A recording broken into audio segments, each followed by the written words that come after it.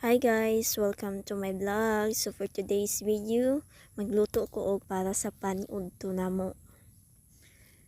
So ayan, naghaling kudaan. Naghaling kudaan and pagkahuman magkuha ko og kaldero para lungagan. So ato sang linuan ng atong kaldero no, dayon atong sudlan og bugas. Dayon.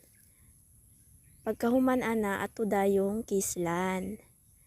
Yan.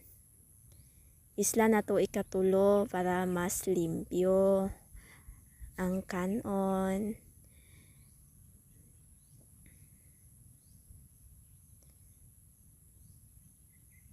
Ayan. Then pagkahuman atong sukdon para lami ug kanon para dili lata ug dili hilaw. So ayan, human na tagkilis atong itak ang ayan. So while waiting ta sa atong kanon, mag-prepare pud tag para sa sudan no. So atong sudan for today's video is ginamos, ang paborito sa mga Bisaya. So ayan, atong butangan og sili para kung halang mas lami.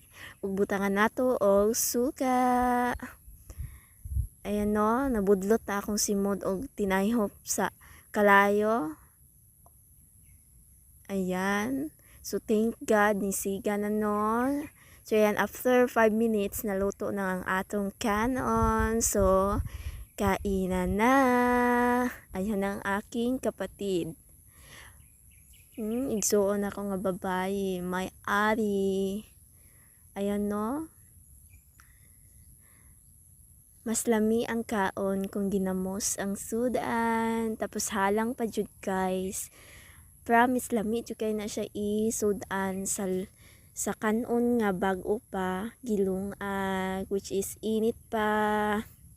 Ayan. Ang ganahan jud ko sa ginamos kana ra yung una guys no. Ganahan dili jud kay ko hilig sa unod. Sa bar jud ako guys.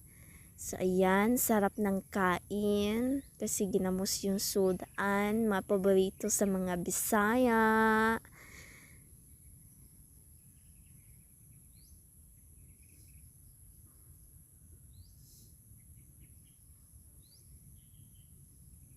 Thank you for watching. God bless us all.